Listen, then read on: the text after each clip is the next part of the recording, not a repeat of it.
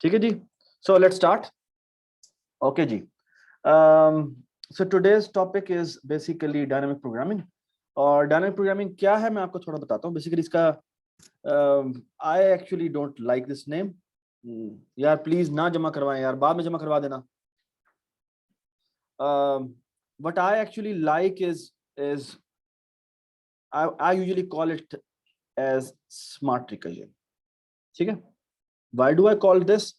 आपको थोड़ी देर में पता लगेगा।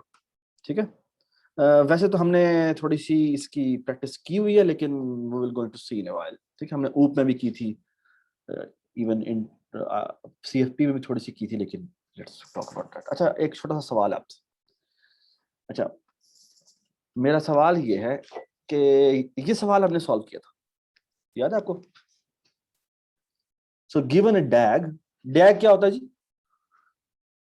सो what is a DAG? Directly acyclic graph. Very good. So you are given a directly acyclic graph and if I ask you कि आपने shortest path निकालना है, क्या निकालना है? शॉर्टेस्ट पाथ निकालना है, तो आप कैसे निकालेंगे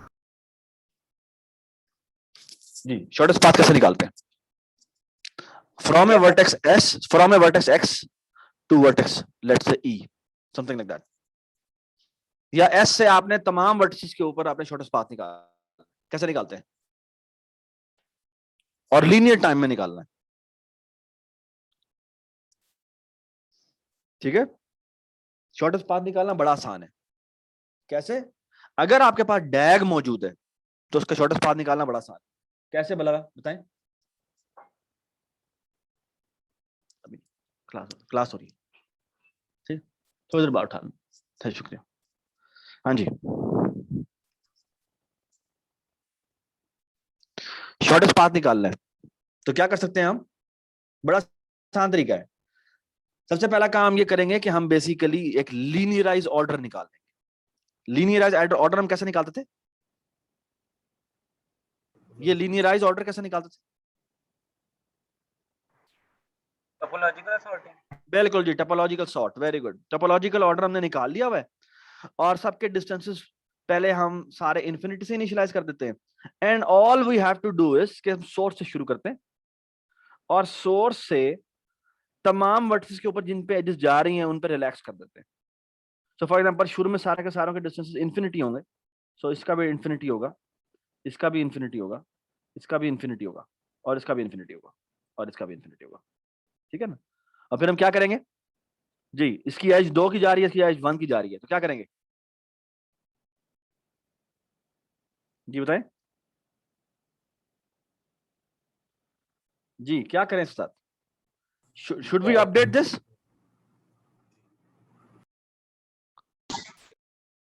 शुड वी अपडेट दिस? करना चाहिए। तो ये इसका डिस्टेंस कितना हो जाएगा? इसका डिस्टेंस 2 हो जाएगा। ठीक है, और इसका पेरेंट सेट क्या हो जाएगा? एस पेरेंट हो जाएगा इसका। ठीक है ना? ठीक है, और इसी तरह ये एजेक्ट जा रही है तो जो 1 की है तो ये हम इसको काट के लिख देंगे 1। ठीक है, 1 इसका पेरेंट हो जाएगा और इसका पेरेंट दोबारा से एस हो जाएगा। ठीक है, और क्या करेंगे फिर? ये 2 लेंथ की है, ये सॉरी ये 4 लेंथ की है, लेकिन 2 + 4 कितना हो गया? 6। तो इसे अपडेट होना चाहिए या नहीं होना चाहिए? नहीं होना चाहिए, पहले शॉर्टेस्ट नहीं होना चाहिए। ठीक है, चलें अब आगे चलते हैं। अब सी की बारी आई। सी ने किसको अपडेट किया? टोपोलॉजिकल ऑर्डर में जाना है ना, तो हमने पहले सब सी को करेंगे। तो सी से एक एज ये जा रही थी, एक एज ये जा रही थी, तो 2 + 3 कितना हो गया? 5। तो यहां आ जाएगा 5, और इसका पेरेंट कौन है? इसका पेरेंट सी है। ठीक है, डज इट मेक सेंस? और फिर ए की बारी आएगी, ए से हम अपडेट करेंगे तो यहाँ पे कितना आ जाएगा? 1 + 6 7, और इसका पेरेंट कौन है? इसका पेरेंट ए है। ठीक है, डज इट मेक सेंस? और फिर ए के बाद बी की बारी आएगी, बी से 7 + 1 8 हो जाएगा, लेकिन इसे अपडेट नहीं करेंगे। और फिर डी की बारी आएगी, डी से सॉरी बी से एक ये भी है, 7 + 2 कितना हो गया? 9। तो ये 9 सेट होगा, और इसका पेरेंट कौन सेट होगा जी? बी। लेकिन ये 5 है, तो 5 + 1 कितना हो गया? 6 अपडेट हो जाए। तो ये अपडेट हो जाएगा, यहाँ से हट जाएगा, यहाँ पे आ जाएगा 6 और इसका पेरेंट सेट हो जाएगा D। ये बात समझ आ गई? तो अगर आपको पाथ चाहिए तो आप इजीली पाथ निकाल सकते हैं। मतलब ई, एस से ई तक का पाथ चाहिए तो ई के पेरेंट पे जाओ, ठीक है, जो कि डी है, फिर डी के पेरेंट पे जाओ जो कि बेसिकली सी है, और फिर सी के पेरेंट पे जाओ, एस आ गया था, ठीक है। तो आप शॉर्टेस्ट पाथ निकाल सकते हैं। सर तो अगर हमने डिस्टेंस ना निकालना हो, मतलब वो क्या distance निकालना हो? से निकालना हो, वो ए सोर्स से ना निकालना हो, फॉर एग्जांपल ए से निकालना हो वो जी, तो अगर हम ए से निकालेंगे तो ए से पहले वाले जितने भी हैं वो उन पे डिस्टेंस इंफिनिटी रहेगा। ये बात समझ आ गई? क्योंकि हम ए से इधर जा ही नहीं सकते। तो आपका टोपोलॉजी, आपकी जब तक कि आपका सोर्स नहीं आता जहां से आपने डिस्टेंस निकालना है, सारे डिस्टेंस इंफिनिटी रहेंगे। तो वो थोड़ी सी मॉडिफिकेशन होगी, ठीक है। तो जो अगली असाइनमेंट है उसके अंदर पहला क्वेश्चन आपका यही है कि आपको एक डैग दिया हुआ है और आपने ये दो सवाल सॉल्व करने हैं। एक है शॉर्टेस्ट डिस्टेंस निकालना है, शॉर्टेस्ट डिस्टेंस, ठीक है, between any vertex A to any vertex B, ठीक है। और ये ए लाजमी नहीं है कि वो सोर्स हो, ठीक है। तो टोपोलॉजिकल ऑर्डर में हो सकता है शुरू में ये ना आए, ठीक है। तो शुरू में नहीं आएगा तो बेसिकली उनके सारे डिस्टेंसेस शुरू वाले जो होंगे वो इन्फिनिटी के इन्फिनिटी रहेंगे, क्योंकि डैग है तो उसने पीछे तो जाना नहीं, ठीक है। अच्छा, ये हमने किया है शॉर्टेस्ट डिस्टेंस। मेरा सवाल ये, अगर मैंने लॉन्गेस्ट डिस्टेंस करना हो, अगर मैं शॉर्टेस्ट की जगह लॉन्गेस्ट करना चाहता हूं, अगर ये मेरा शॉर्टेस्ट ना होता लॉन्गेस्ट होता, तो मुझे क्या चेंजेस करनी पड़ती कि मेरा ये लॉन्गेस्ट डिस्टेंस आ जाता? अगर वो बड़ा होगा तो अपडेट कर देंगे। बिल्कुल। और सबसे पहले शुरू में मैंने इसे इन्फिनिटी से इनिशियलाइज किया था, अब मुझे किससे इनिशियलाइज करना चाहिए? 0 हाँ, 0 नहीं, क्योंकि नेगेटिव एजेस हो सकती है। -1 भी नहीं बेटा, Negative infinity. Negative very good, negative infinity. So look at this. So initialize all distances to, तो यहाँ पर क्या डिफरेंस होगा? यहाँ पर बेसिकली आ जाएगा इंफिनिटी की जगह -इंफिनिटी, और यहाँ पे मेन की जगह क्या आ जाएगा? मैक्स। मैक्स आ जाएगा। So that's the change I have to make, ठीक है ना? Does it make sense? ठीक है ना? तो ये जो रिलैक्स ऑपरेशन है उसमें यहाँ पे मेन की जगह मैक्स आ जाएगा, और पेरेंट जो अपडेट होना है वो तो होना, ठीक है, ठीक है। तो जो अगली असाइनमेंट का पहला क्वेश्चन है वो हमने सॉल्व कर लिया, ठीक है। तो डैग में लॉन्गेस्ट डिस्टेंस निकालना, शॉर्टेस्ट डिस्टेंस निकालना बड़ा आसान है, ठीक है। ये मैंने क्यों कराया, ठीक है, और इसका रिकर्जन से क्या ताल्लुक है मैं आपको थोड़ी देर बताता हूँ, ठीक है। बेसिकली जो आज हम काम करने लगे हैं ना, इन दी एंड जाके डैग बन गई, डैग में शॉर्टेस्ट या लॉन्गेस्ट पाथ निकालना बन गई, ठीक है। सो दैट्स द चेंज, यहाँ पे -इंफिनिटी आ जाएगा, यहाँ पर मैक्स आ जाएगा, ठीक है, ठीक है। So look at this. अच्छा, एक बड़ा मजे का प्रॉब्लम है, इसे कहते हैं कैटलन नंबर। क्या कहते हैं? कहते हैं Catalan number. It's a very important number in terms of discrete math, ठीक है, डिस्क्रीट मैथ्स, ठीक है। और this is one of the favourite problem जो बेसिकली आपके अक्सर प्रोग्रामिंग कंपटीशन में भी आता है, ठीक है। और मैं आपको सवाल बताता हूँ सवाल क्या है। और ना बेसिकली ये इसकी बहुत सारी एप्लीकेशन है। अगर आप डिस्क्रीट मैथ में मेरे साथ पढ़ रहे हो तो मैं आपको ये प्रॉब्लम करता कि काउंट नंबर ऑफ पॉसिबल पैरेंथेसाइजेशन। तो अगर मैं 3 लेंथ की पैरेंथेसाइजेशन कहूं तो वो कौन सी बनती है, बताएं मुझे। एक ये बन सकती है, फिर ये इस सेकंड वाली मैं इसके अंदर डालता हूं, ये बन जाएगी, फिर इसी के रेप्लिका ये हो जाएगी, फिर एक के अंदर दूसरी के अंदर तीसरी, ठीक है, और एक के अंदर बाकी ये दोनों। ये कितनी बनती है? 5 बनती है। So for n is equal to 3, यानी अगर 3 पैरेंथेसाइजेशन 3 पैरेंथेसिस हो तो कितनी पॉसिबल पैरेंथेसाइजेशन बनती हैं? वो बनती हैं 5। ये समझ में आ गई बात, ठीक है। इसी तरह मैं आपको मजे की बात बताऊं, एक बड़ा जबरदस्त एप्लीकेशन है जो है count number of possible boundary trees. So 3 length के बाउंड्री ट्रीज कितने बन सकते हैं, बताओ मुझे। 3 लेंथ के 3 लेंथ के, हाँ 3 लेंथ के बाउंड्री ट्रीज कितने बन सकते हैं? मैं आपको बताएं मुझे। बाउंड्री ट्रीज बनाने डिफरेंट है, डिफरेंट शक्लों के, ठीक है, कितने बन सकते हैं बताएं मुझे। बाउंड्री सर्च ट्रीज की बात 5 ही बन सकते होंगे।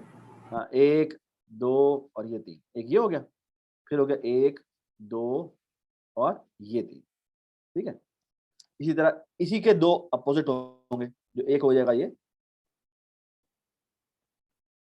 ठीक है, और एक हो जाएगा इसी का रेप्लिका, यहाँ से ये और यहाँ से ये। एक और रहता है, कौन सा वाला रहता है? दोनों उसके चिल्ड्रन। 2 चिल्ड्रन होंगे। जी, 2 चिल्ड्रन रहता है, ठीक है। तो टोटल पॉसिबल बाइनरी ट्रीज जो बनते हैं ना, बाइनरी सर्च ट्रीज बन सकते हैं शक्लों के, वो भी मजेदार बात है कि ये कैटलन नंबर बनता है। और कैटलन नंबर क्या है मैं उसकी डेफिनेशन बताता हूँ, ठीक है। डेफिनेशन उसकी ये है, रिकर्सिव डेफिनेशन, कि इसका C00 होता है, 1 होता है, ठीक है। और आप कोई भी कैटलन नंबर निकालें, सो n = 1, यदि बेसिकली n = 0 यहाँ पर रखेंगे तो कैटलन नंबर 1 आएगा। सो कैटलन नंबर 1 की जो वैल्यू होती है वो होती है कैसे, कि आप एक्चुअली पहले I = 0 रखें, तो ये हो जाएगा Catalan number 0 multiply by Catalan number n-0, ठीक है। फिर n की वैल्यू n+1 है, तो अगर मैं कैटलन नंबर, तो फॉर एग्जांपल अगर मैं कहूँ कैटलन नंबर 1 निकालो, तो ये n की क्या वैल्यू रखूं कि 1 आ जाएगा यहाँ पे इस फॉर्मूले में।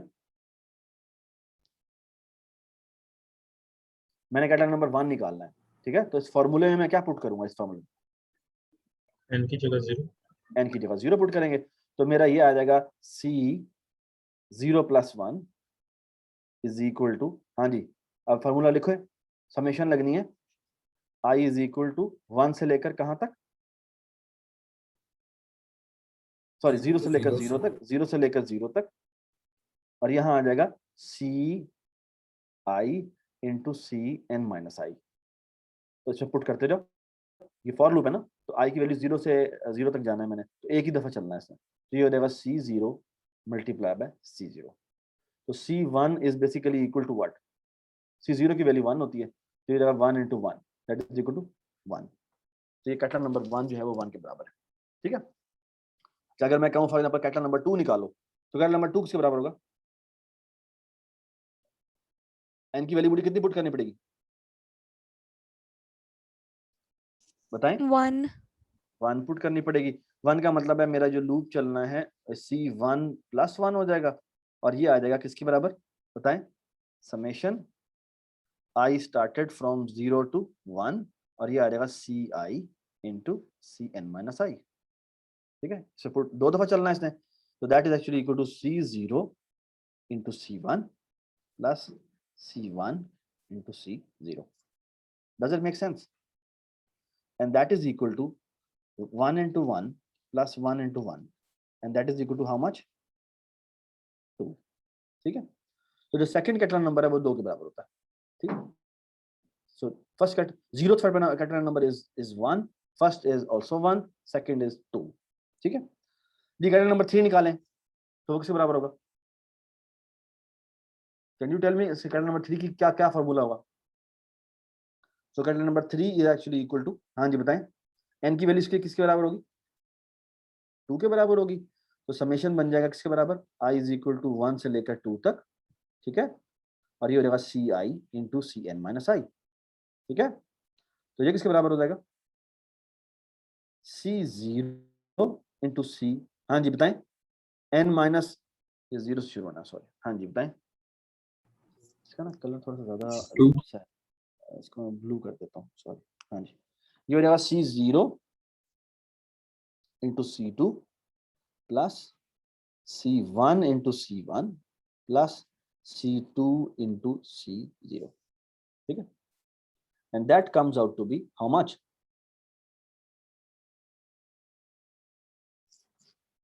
हाँ जी बताएं, ये हो जाएगा 1 × 2 + 1 × 1 + हाँ जी बताएं 2 × 1, and that comes out to be how much, 5।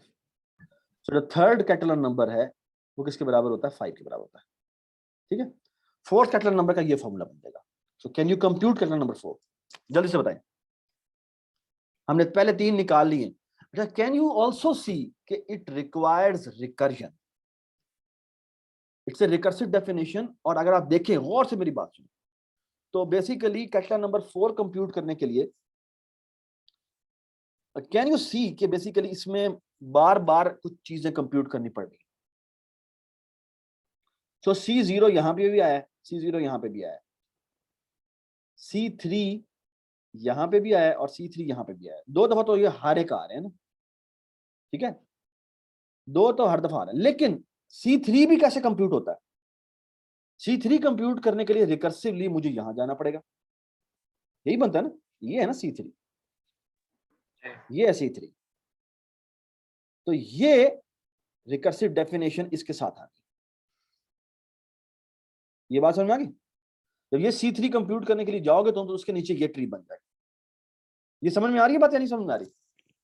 तो अगर मैं इसका रिकर्सिव ट्री बनाऊं, अगर मैं इसका रिकर्सिव ट्री बनाऊं तो ये बहुत ही घनाउना किस्म का रिकर्सिव ट्री बनेगा। ये समझ में आ रही बात? मैंने अभी यहाँ पे एक PDF खोलने की कोशिश की थी, फाइंड आउट करने की कोशिश की थी।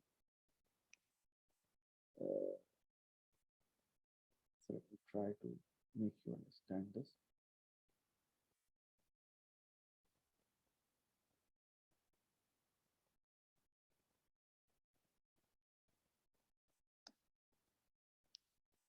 Okay, recursive tree. एक मिनट, सॉरी, कैटलन नंबर मुझे को मिल नहीं रहा, हालांकि इसको मिल जाना चाहिए था। Catalan number recursive tree definition, एक मिनट। खैर, अगर इसका आप रिकर्सिव ट्री बनाए ना तो वो बहुत ही बड़ा रिकर्सिव ट्री बनता है। होना चाहिए था यहाँ पे यार।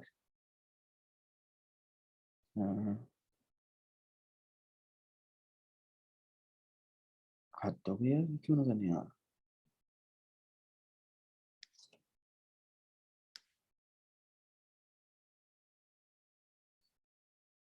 चलिए, मुझे मिला तो मैं आपको सेंड कर दूंगा, ठीक है। अच्छा, अब मेरा आपसे आप लोगों से एक सवाल है, इसका जी कोड करना है, तो कोड कैसे करें?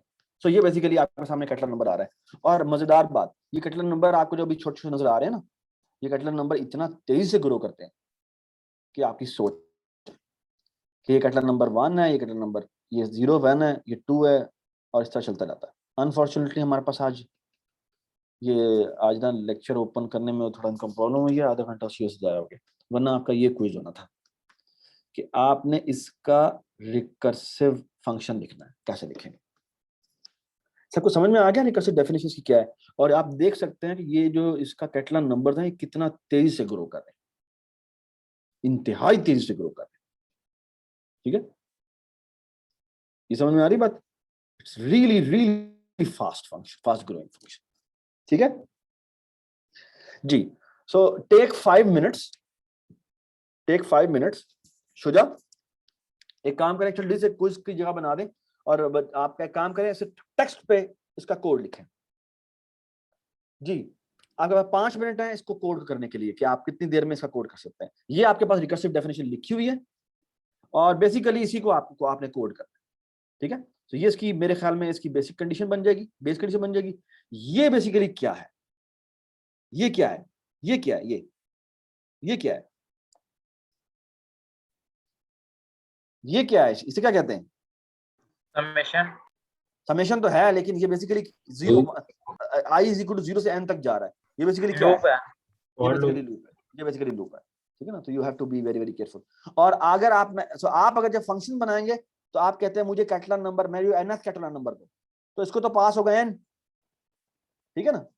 तो क्योंकि ये फॉर्मूला n+1 का है, तो n, अगर मैं n का फॉर्मूला लिखूं तो वो क्या हो जाएगा? Cn = बता सकते हैं आप, ये क्या फॉर्मूला बन जाएगा? i = 0 से लेकर कहां तक जाएगा? n-1 तक जाएगा। शाबाश। और यहां पर क्योंकि n की जगह n-1 हो गया है, तो ये आ जाएगा, ये तो कैटलन नंबर i रहेगा, और ये आ जाएगा n, यहां क्या आ जाएगा? डायरेक्ट n-i आ जाएगा या कुछ और आएगा? n-1 - i आ जाएगा। ये बात समझ? तो this is the recursive definition divider, ठीक है। Does it make sense? तो ये प्लीज जल्दी से पागा, 5 मिनट है। ये इसका फॉर्मूला लिखिए, इसका कोड लिखिए, जल्दी से कोड। शाबाश शाबाश, जल्दी से कोड लिखिए जी। और सारा प्लीज रिकॉर्डिंग लिख के जमा करवा देना। सॉरी क्या?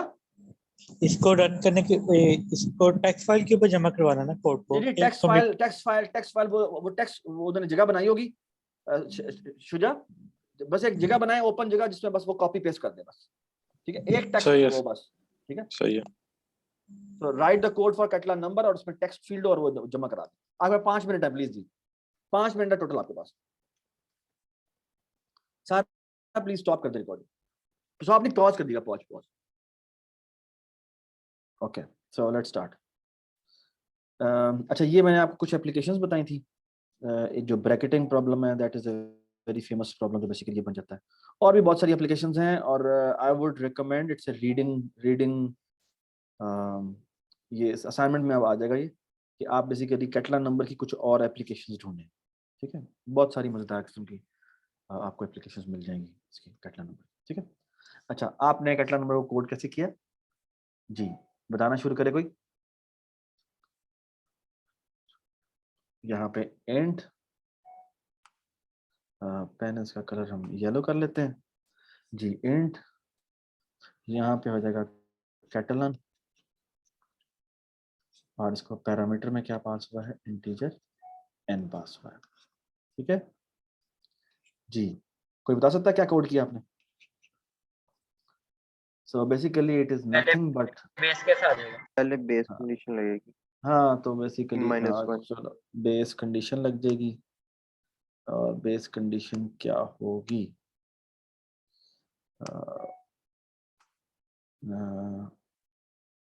Sorry,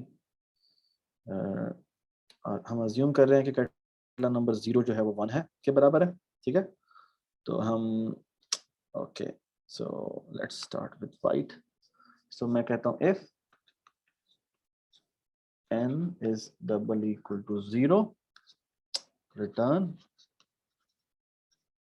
return 0, sorry not return 0, 1। 1 ठीक है, अच्छा, उसके बाद आपने क्या किया, सो बेसिकली समेशन करनी है, तो मुझे एक इंटीजर सम बनाना पड़ेगा। इसकी तो वैल्यू बेस शुरू में 0 कंडीशन में ना लेस देन 1 आएगा, 1 के ऊपर भी 1 रिटर्न करेंगे हम। आप करना चाहें तो कर सकते हैं, बट मुझे जरूरत नहीं है इसकी। ठीक है, जो रिकर्सिव डेफिनेशन है उसमें तो 1 भी कंप्यूट होता है। ठीक है ना, आप स्मार्टनेस करना चाहते हैं कर लें, मुझे कोई मसला नहीं, आप 1 नहीं 2 नहीं 3 किस बना लें। ठीक है, बट रिकर्सिव डेफिनेशन से पहले की है। ठीक है, फैक्टोरियल ऑफ 0 जो होता है वो 1 होता है, बाकी उसके बाद nth फैक्टोरियल निकालने के लिए आपको फर्स्ट फैक्टोरियल निकालने का आप केस कर सकते हैं, लेकिन जरूरत नहीं है उसकी, वो उसी से डेफिनेशन से आ रहा था। ठीक है ना, ये बात समझ में आई मैंने क्या बात की? तो आप बेस केसेस ज्यादा डालना चाहें तो आप खुद ही डाल लें, वो मुझे मसला नहीं। ठीक है, तो यहाँ पे आ जाएगा for loop i is equal to 0। हाँ जी, क्या लूप लगाया आपने? हाँ जी बताएं। equal to 1 minus 1। i इज लेस देन n। ठीक है, और यहाँ पे क्या आ जाएगा, सम प्लस इक्वल टू, हाँ जी बताएं, जी बताएं क्या कैटलान रिकर्सिव, की कैटलान की ith value very good, Catalan की ith value multiplied by Catalan multiply की कैटलान की, n minus i minus 1। Very good, n minus 1 minus i। ठीक है, ये अगर -1 नहीं करेंगे तो फिर ये इन्फिनिट लूप बन जाएगा, ये अगर 1 नहीं करेंगे तो ये इन्फिनिट लूप बन जाएगा। Do you agree? ठीक है, ये इन्फिनिट लूप क्यों बन जाएगा अगर मैं -1 नहीं लिखूंगा तो? क्योंकि i की वैल्यू 0 है, तो n माइनस, अगर मैं n माइनस i लिखूंगा तो ये कैटलान n जो है वो कैटलान n को दोबारा कॉल कर, तो ये इन्फिनिट लूप बन जाएगा।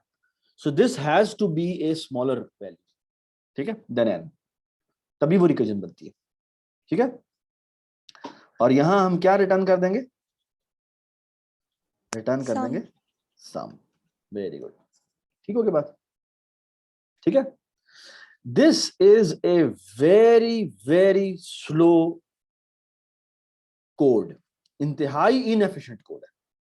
ठीक है, it is a very inefficient code, very inefficient code,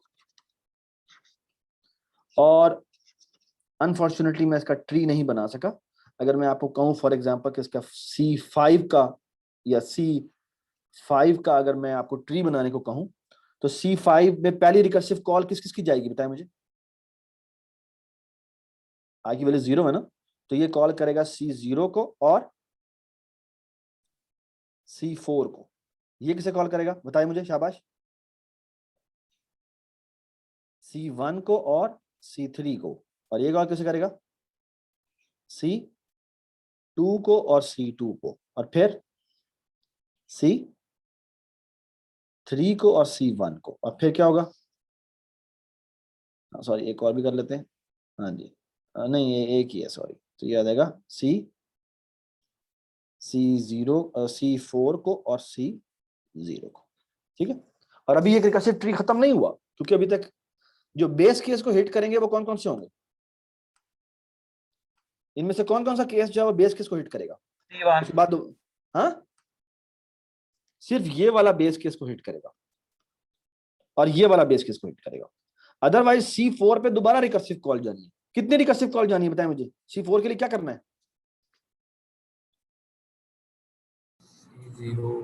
C0 और C3, ठीक है, फिर C1 और C2, 1 और 2, और फिर क्या हो जाएगा C2 और C1, और फिर क्या हो जाएगा C3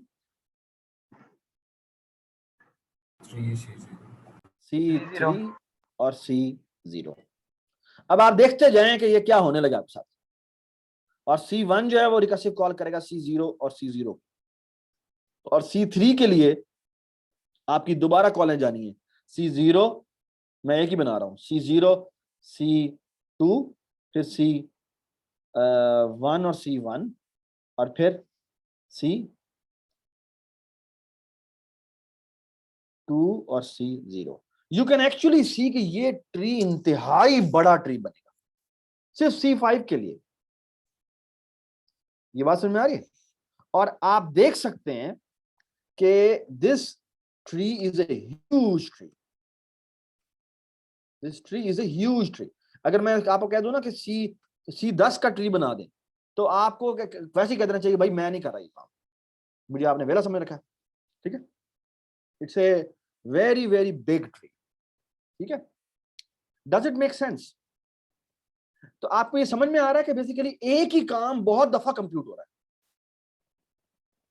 सो फॉर एग्जांपल ये देखें, C1 यहां पे भी कंप्यूट होगा, C1 यहां पे भी कंप्यूट होगा, और C1 यहां पे भी कंप्यूट होगा, फिर अभी C3 की और एक्सपेंशन होनी है, तो फिर दोबारा उसमें C1 आएगा, फिर पता नहीं कितनी दफा C1 उसके अंदर आता है, फिर यहाँ पे दोबारा C1 आ रहा है, फिर C1 यहाँ पे दोबारा आ रहा है, यहाँ पे भी आ रहा है, तो आप एक ही चीज पता नहीं कितनी दफा कंप्यूट कर रहे हैं। Very bad code. क्या करें, क्या करें बताएं मुझे। उसको मेमोराइज क्वेश्चन।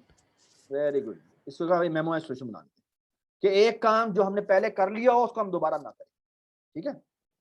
तो उसका सोल्यूशन क्या होता है, उसका सोल्यूशन ये होना चाहिए। तो basically the idea is the following idea, so इसको मेमोराइज कहते हैं, और मैं इसको कहेंगे इसको हम टॉप डाउन भी करते हैं, और इसका नाम है जी मेमोराइज्ड वर्जन। और मेमोराइज्ड वर्जन में ये होता है, सो लुक एट दिस, मैं यहाँ पे लिखूंगा इंट कैटलन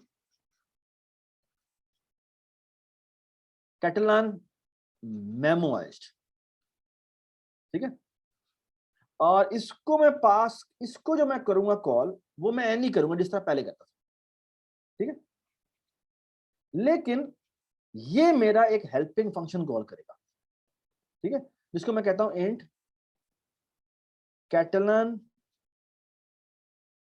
कैटलन हेल्पर, ठीक है। जिस तरह एक्सप्लोर नहीं था, बिल्कुल वही चीज है, लेकिन इसमें मैं क्या पास करूंगा, you can look at this. सबसे पहले मैं काम करता हूं, मैं यहाँ पे एक मेमोरी बनाता हूं, vector, and I would recommend कि इसकी डेटा टाइप जो है ना वो लॉन्ग रख देते हैं। Why long? Can anybody guess? और इसकी रिटर्न टाइप भी मैं लॉन्ग रख देता हूं। Why long? लॉन्ग जो होता है वो कितने साइज का होता है, 8 बाइट का होता है, ठीक है। और इसको मैं सीज कह देता हूं, सी स्टैंड फॉर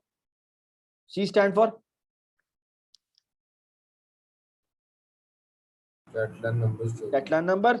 और मैं यहाँ पे ब्रैकेट में ये देखें ये देता हूं, और इसमें मैं इसको कहते हैं ये इसको मैंने साइज दे दिया, ये n है, क्योंकि 0 से n तक जाना है मैंने, तो मैं इसे कह दूंगा n+1 साइज का। और इसको मैं इनिशियलाइज कर देता हूं 0 से, इसका मतलब होता है सारी वैल्यूज को 0 से इनिशियलाइज करो, ठीक है। और मैं एक काम करता हूं कि इसका बेस केस यहां लिख देता हूं, और वो ये होगा कि सीज के 0th इंडेक्स पे जाके 1 लिख दो। और अब मैं क्या करूंगा, मैं कहूंगा हाँ भी मुझे कैटलान नंबर हेल्पर कॉल करो, कैटलान हेल्पर कॉल करो, और इसके अंदर मैं दोबारा n ही भेजूंगा और ये वाला वेक्टर भेजूंगा, ठीक है। और ये जो रिटर्न करेगा वो मैं रिटर्न करवा दूं, ठीक है। अच्छा जी, इसको मैं एक n भेजूंगा, और मैं यहाँ पे इस प्रोग्राम में मैंने गलती करनी है, आपने मुझे बताना है, मैं जब तक ना पूछूं नहीं बताना आपने, ठीक है।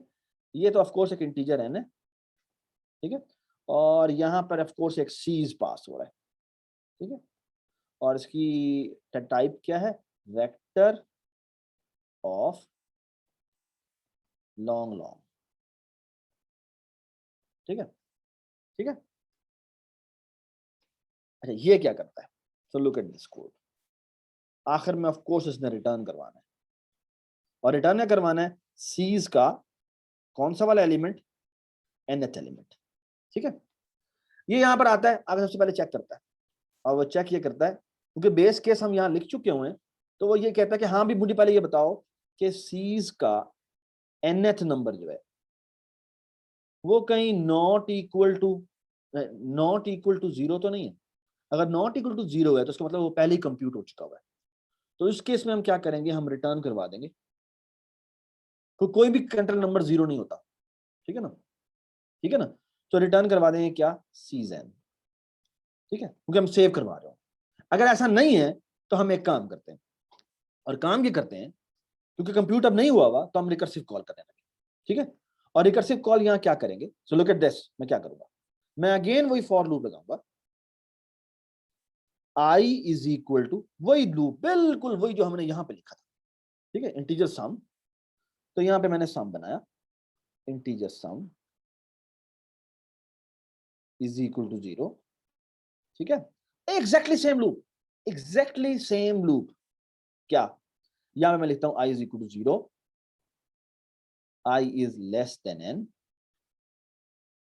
i प्लस प्लस, और बिल्कुल same loop, the only difference is, तो बिल्कुल सेम कोड जो मैंने पहले लिखा था, sum is equal to, the only difference is कि यहां पे मैं अब कैटलान नंबर नहीं कॉल करूंगा, बल्कि मैं कैटलान हेल्पर कॉल करूंगा।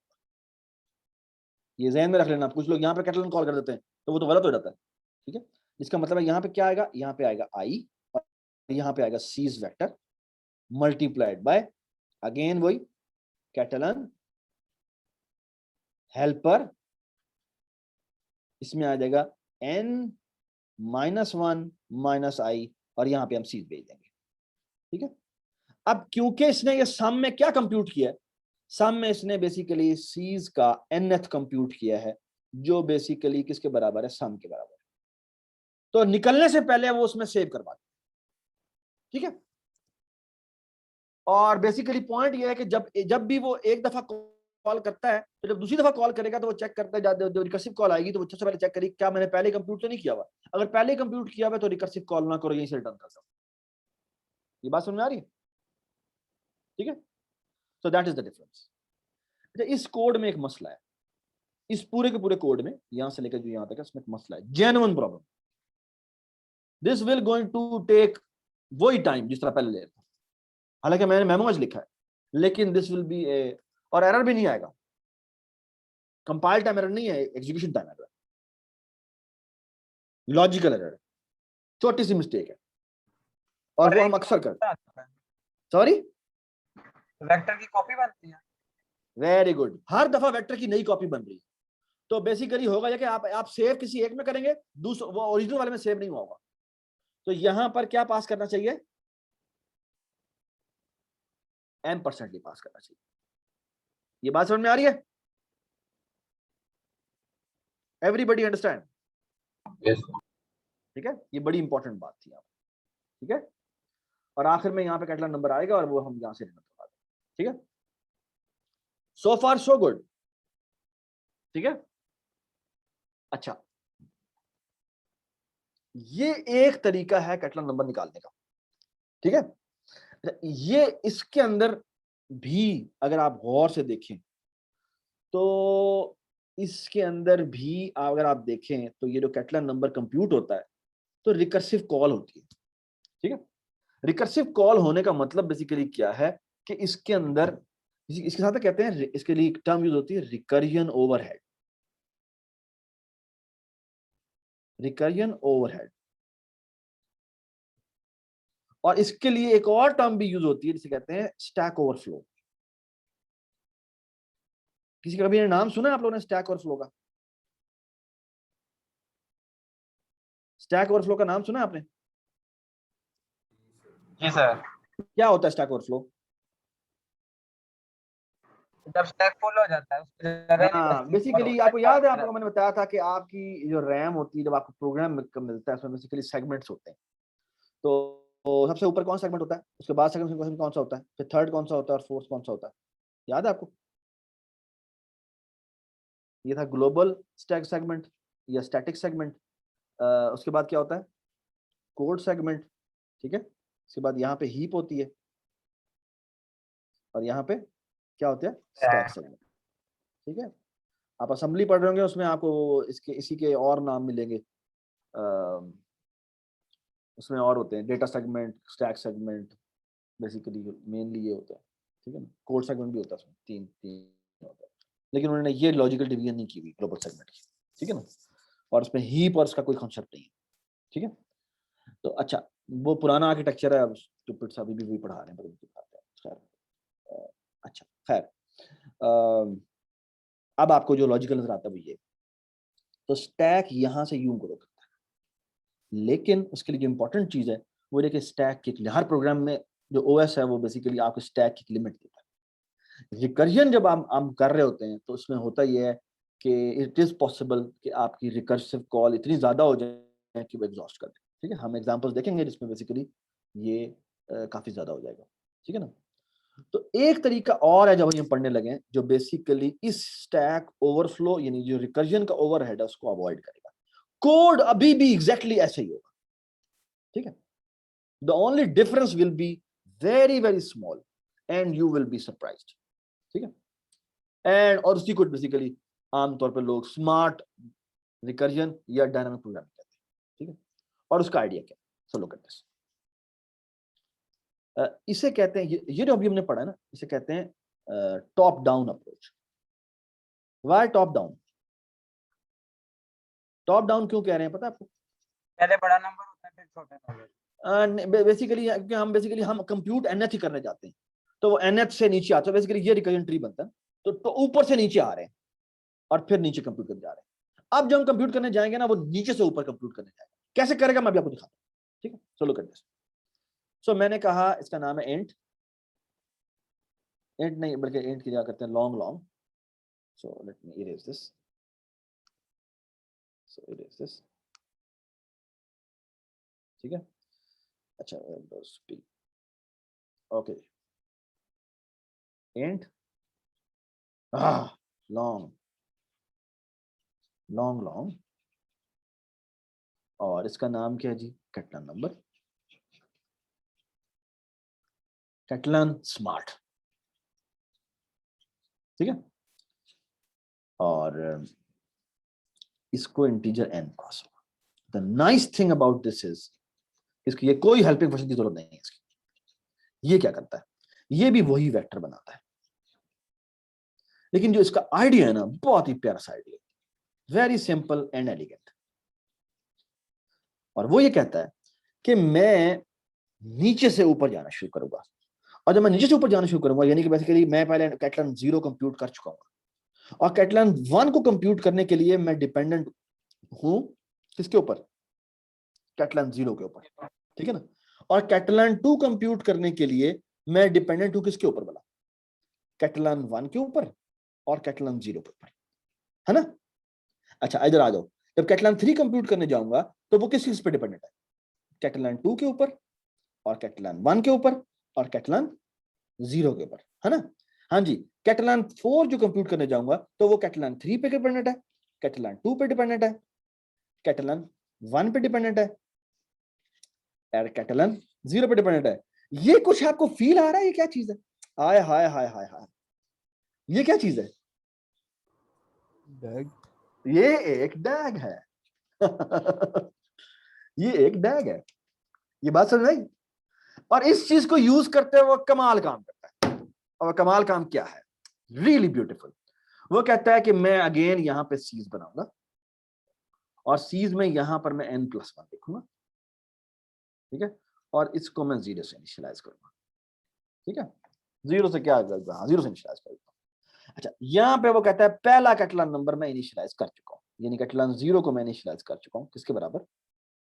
1 के बराबर, ठीक है। और अब मैं लूप चलाऊंगा, कहां से लेकर कहां तक? भाई 0th मैं कंप्यूट कर चुका हूं, तो मैं कहूंगा भाई पहला कैटलन नंबर जो मैंने कंप्यूट करना है मैं उसके बारे में बात करता हूं। तो CI इज इक्वल टू 1, यानी फर्स्ट कैटलन नंबर कंप्यूट करो, और फिर अगली दफा फिर कैटलन नंबर सेकंड कंप्यूट करना है, एंड सो ऑन, ठीक है। और वो क्या करेगा, यहां पर वो फॉर्मूला लिखेगा, और फॉर्मूला क्या करता है? So look at this.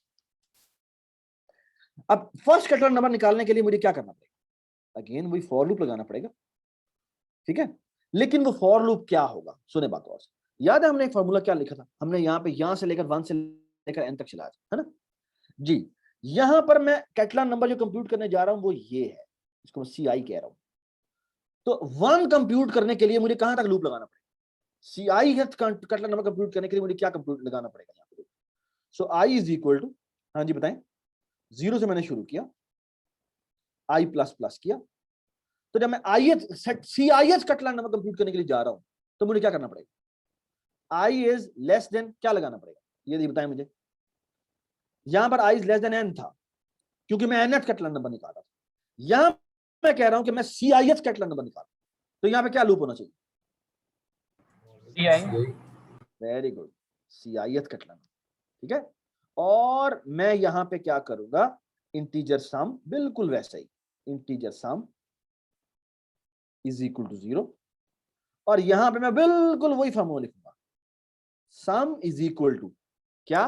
Nice thing is कि यहां पर मैं रिकर्जन कॉल करने के बजाय the only thing I will going to do is look up table, और यहां आएगा सीज में क्या, बता सकते हैं आप? CI-1 CI-1 माइनस I, ठीक है। और आखिर में क्या करेंगे?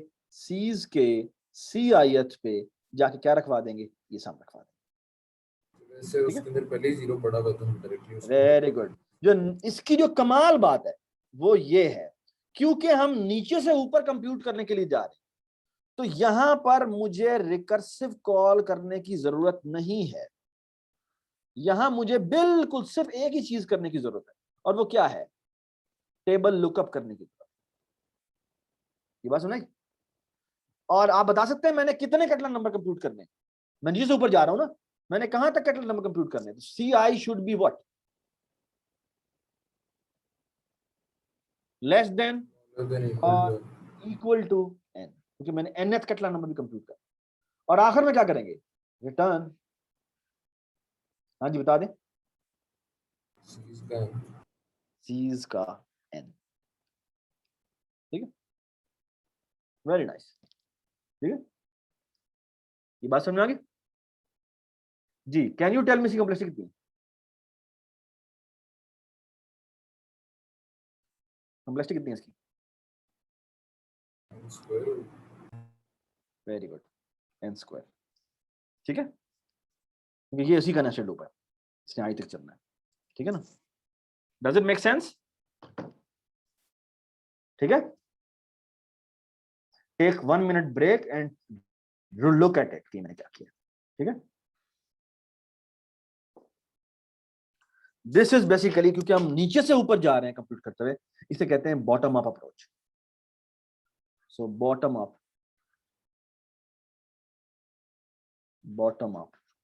अप्रोच।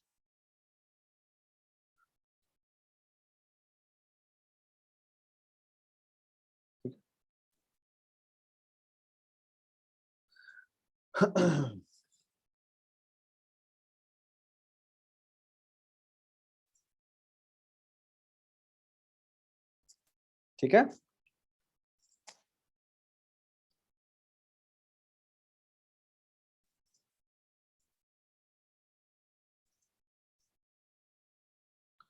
बाय द वे इसकी कॉम्प्लेक्सिटी कितनी होगी?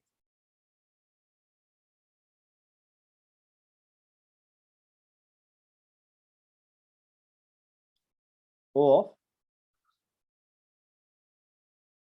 अन्य नहीं, इसकी नहीं होगी अन्य, ये हेल्पर वाला है। सर ये तो कैटेन नंबर 50 भी निकाल दिया है और सर बड़ा तेज है हाँ हाँ निकाल दिया सर, वो जी। 20 भी निकाल रहा था स्लो वाला। ये तो बिल्कुल 50 हाँ जी, ये तो बहुत लाइटनिंग फास्ट होगा। दिस ये जो मेमोराइज्ड है, ये वाला जो मेमोराइज्ड है, ये भी n स्क्वायर ही होगा, ये भी n स्क्वायर ही होगा। हाँ जो ये है, ये जो इनएफिशिएंट था, जो सिर्फ रिकर्जन थी इसके अंदर, that will be very very slow. और एक्चुअली मेरे ख्याल में इसकी जो कॉम्प्लेक्सिटी होगी ना, वो O of Catalan number n होगी, मेरा ये ख्याल है, जो कि बहुत ज्यादा। हाँ सॉरी, शायद इससे भी ज्यादा हो। ठीक है, ठीक है, this is really really slow. ठीक है, some order of I don't know क्या होगी, आई डोंट नो इसकी some power, I don't know कि क्या, k has to be greater than और इक्वल टू 1। ठीक है, मुझे नहीं पता क्या होगी। ठीक है, but this I know is O of n square. ठीक है, वेरी वेरी फास्ट। ठीक है, कोई एतराज तो नहीं किसी को? ठीक है, if everybody is fine then I can show you. ये इसकी बेसिकली C++ इंप्लीमेंटेशन लिखी हुई है। ठीक है, ये इसकी रिकर्सिव डेफिनेशन है, जो हमने सिर्फ रिकर्सिव डेफिनेशन के तौर पे लिखी थी। ये देखें जी, नंबर i और नंबर n-1 - i। ठीक है, और जब हम हेल्पर की बात करते हैं तो i इज इक्वल टू वही, बिल्कुल वही code, the only difference is कि यहाँ पर बेसिकली एक बेस कंडीशन लगी। तो ये मैंने एक टॉप डाउन कॉल किया है, और टॉप डाउन ये एक अरे बनाता है n+1 साइज की, हर एक को -1 से इनिशियलाइज कर देता है, और CS0 को बेसिकली वो 1 कर देता है। ठीक है, और यहाँ पे वो ये करता है, और यहाँ जाके बेसिकली वो क्या करता है, वो सबसे पहले कंडीशन लगाई हुई है, ये जो बेस कंडीशन है कि ये अगर उसने पहले कंप्यूट नहीं किया हुआ तो वो यहाँ जाता है, लॉन्ग बनाता है, और बेसिकली यहाँ पर वो बिल्कुल रिकर्जन कॉल करता है, और आखिर में जाके वो सम को इसके बराबर करता है और वही वैल्यू रिटर्न भी कर देता है। ठीक है, ये इसका सेकंड वर्जन, इसको हम कहते हैं कौन सा, टॉप डाउन वर्जन। ठीक है, फिर है बॉटम अप वर्जन, जिसको टेबुलेशन मेथड भी कहते हैं, जो नीचे से ऊपर जाता है। ठीक है, जो बेसिकली यहाँ पे वेक्टर बनाता है, और यार ये थोड़ा सा ना मैंने सॉरी एक minute,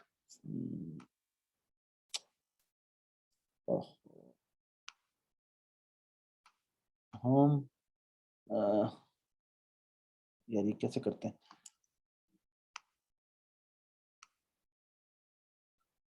okay so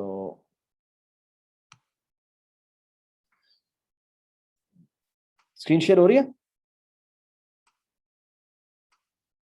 no sir, अब हो रही है? है। ठीक है, सो लुक एट हो दिस, गया। ये बेसिकली क्या हो गया, ये यहाँ पर आपके सामने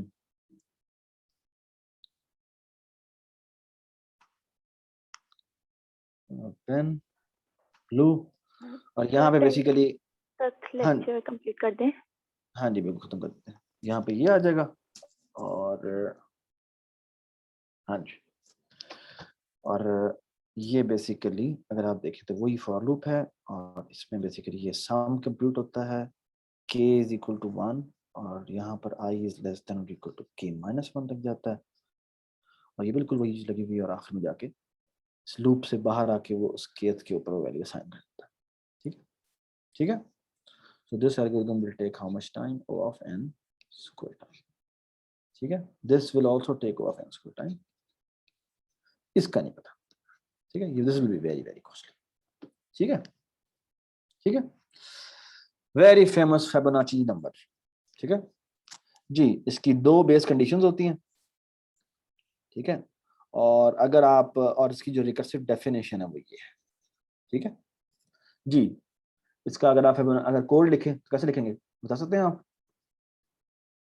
ये बाय द वे इसमें भी अगर आप देखें तो ये रिकर्सिव ट्री, अगर मैं फिबोनाची 5 को कंप्यूट करने को कहूँ तो ये बहुत बड़ा ट्री बनता है।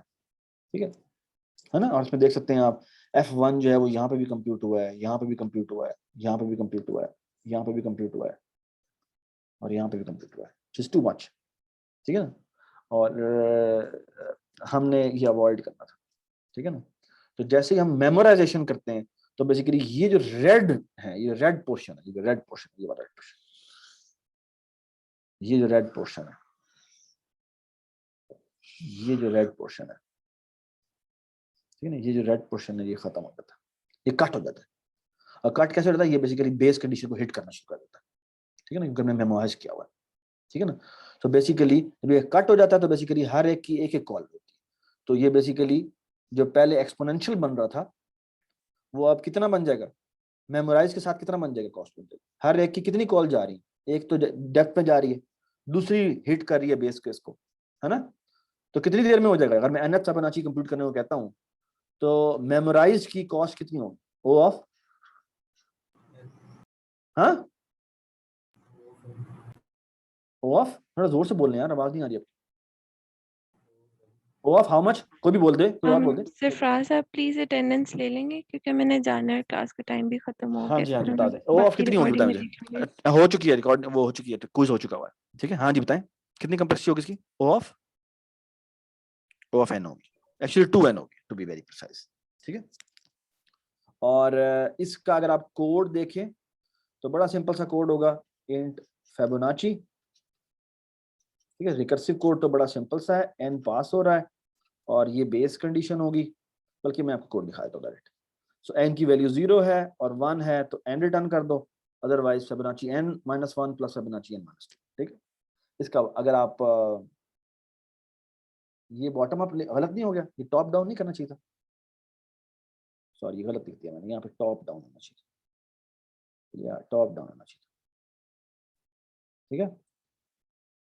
टॉप डाउन में क्या करता है, बेसिकली ये एक फैक्टोरियल, एक एफ की अरे बनाता है n+1 साइज की, हर एक को -1 से इनिशियलाइज करता है, फिबोनाची 0 को 0 कर देता है, फिबोनाची 1 को 1 कर देता है, यहाँ पर ये कॉल कर देता है, ठीक है। Do not forget this m%, ये बहुत इंपॉर्टेंट है, ये अक्सर लोग गलत कर देते हैं, ठीक है। यहाँ पर आ गया, ये आ गया, और यहाँ पर अगर वो ये बेस कंडीशन की हिट है और अदरवाइज वो रिकर्सिव कॉल कर देता है, ठीक है। और ये जो भी आंसर आता है वो उसी nth पे सेव करता है और ये वैल्यू रिटर्न करता है, ठीक है। ये मेमोराइज्ड टॉप डाउन अप्रोच है, इसको मेमोराइज्ड टॉप डाउन अप्रोच कहते हैं, ठीक है ना, ठीक है। और जो बॉटम अप अप्रोच है वो कहता है पहली दो वैल्यूज हम इसमें सेव कर देते हैं और अब n इज इक्वल टू वो कहाँ से शुरू करेगा, हाँ जी बताएं, बताएं कैसे कोड करेंगे अगर मैंने बॉटम अप लिख रहा हूँ, बताएं मुझे। इंटीजर, हाँ जी, फिबोनाची, बॉटम अप बताएं मुझे, बॉटम अप, और यहाँ पे मैं इंटीजर n भेज देता हूँ, ठीक है। मैंने nth फिबोनाची कंप्यूट करना है, तो कैसे करेंगे जी, +1 का वेक्टर बना लेंगे जी वेक्टर बना लेंगे, वेक्टर बनाएंगे इंटीजर, और यहाँ पर एक फिबोनाची है तो उसको मैं f कह देता हूँ, ठीक है। और कितने साइज का बना देता हूँ जी, n+1 साइज का, और इसको इनिशियलाइज करवा देता हूँ -1 से, ठीक है। 1 से, अब 0 से मैंने इसलिए नहीं किया क्योंकि बेसिकली एक फिबोनाची नंबर भी 0 होता है, ठीक है। तो यहाँ पे मैं f0 को 0 कर देता हूँ और f1 को क्या कर देता हूँ, 1 करता हूँ, ये हमारी बेस कंडीशन होती है, ठीक है। और अब मैं फॉर लूप लगाऊंगा, ठीक है। मैं कह रहा हूँ क्या कि भाई nth फिबोनाची नंबर कंप्यूट करने के लिए जाओ, अब मैं यहाँ पे बेसिकली करूंगा कि fi इज इक्वल टू, कहता हूँ पहले मुझे सेकंड फिबोनाची नंबर कंप्यूट करके दो, और यहाँ पे आएगा हाँ भी हर दफा फिर नेक्स्ट फिबोनाची नंबर कंप्यूट करना, और fi-th फिबोनाची नंबर कैसे कंप्यूट होगा, हाँ जी, f की fi-th फिबोनाची किसके बराबर होगी, ये बराबर हो जाएगी किसके, जी बताएं, क्योंकि ये एक ही रिकर्सिव कॉल होती है दो की, तो ये बेसिकली ये हो जाएगा fi -1 प्लस fi -2, ठीक है। ये सेव हो जाएगा और आखिर में हम रिटर्न कर देंगे, हाँ जी वो तो बाद में करेंगे, पहले तो ये बताएं ना ये क्या होगा, fi, ये यहाँ कंडीशन क्या होनी चाहिए, हाँ जी यहाँ कंडीशन क्या होनी चाहिए, fi should be less than or equal to क्या होना चाहिए, n होना चाहिए। और आखिर में हम क्या रिटर्न कर देंगे, रिटर्न f n, ठीक है। और आप देख सकते हैं कि इसके अंदर एक ही लूप है और वह n तक जा रहा है। This is how much complexity of n। So bottom up की और जो टॉप डाउन होता है जो मेमोरी सेविंग वाला, उनकी कॉम्प्लेक्सिटी सेम होती है, लेकिन इस जो बॉटम अप है उसके अंदर जो इंपॉर्टेंट चीज है क्या नहीं होती, इसके अंदर कहीं रिकर्जन नजर आ रही है आपको? इसमें रिकर्जन नहीं होती, इसमें रिकर्सिव कॉल नहीं होती, तो रिकर्जन ओवरहेड खत्म हो गया बस, that's the only difference. So bottom up के अंदर नो रिकर्जन, ठीक है, नो रिकर्जन प्रैक्टिकली, लेकिन लॉजिकली रिकर्जन है। लॉजिकली रिकर्जन क्यों है? Recursion is basically replaced by table lookup, ठीक है। And the advantage we got is I am computing from bottom to top. तो जब मैं किसी भी नंबर पे पहुंचता हूं तो जो उसके डिपेंडेंट है वो पहले ही कंप्यूट हो चुके होते हैं, दैट्स द एडवांटेज, ठीक है जी। तो ये इसकी बॉटम अप अप्रोच है, ठीक है, ठीक हो गया, थैंक यू सो मच, ठीक है, see you next time and please be prepare. आपकी जो एक्चुअली असाइनमेंट है उसमें थोड़े से प्रॉब्लम्स होंगे डायनामिक प्रोग्रामिंग के और कुछ प्रॉब्लम और बात। अच्छा, आपके ना ग्राफ्स के ऊपर एक और असाइनमेंट आ रही है और वो बेसिकली मैं आपको बताता हूँ क्या है। लीड कोड के ग्राफ्स के प्रॉब्लम्स हैं कोई 50 से करीब, और आपकी रिक्वायरमेंट ये है कि जो प्रॉब्लम्स हमने पहले पिछले असाइनमेंट में दे दिए थे उनको रिमूव करके उनमें से कोई भी आपने 15 सवाल सॉल्व करने, ठीक है। वो मैं आपको लिस्ट दे दूंगा, उनमें से आपने कोई भी 15 सवाल सॉल्व करने, रीड देम, बेहतर होगा सारे रीड करें और उसमें से 15 सेलेक्ट करें, और प्लीज बी केयरफुल कि हम उसका छापा जरूर देखेंगे, ठीक है। ये असाइनमेंट हम जानबूझ के ऐसी दे रहे हैं जिसमें हम छापा पकड़ेंगे, तो विद इन ग्रुप अगर आपस में आपको हमें चीटिंग पकड़ी गई तो आपके साथ बहुत बुरा होगा, ठीक है। अच्छा जैन, अच्छा एक 2-3 बातें, सारा रिकॉर्डिंग प्लीज स्टॉप कर दो। Evaluation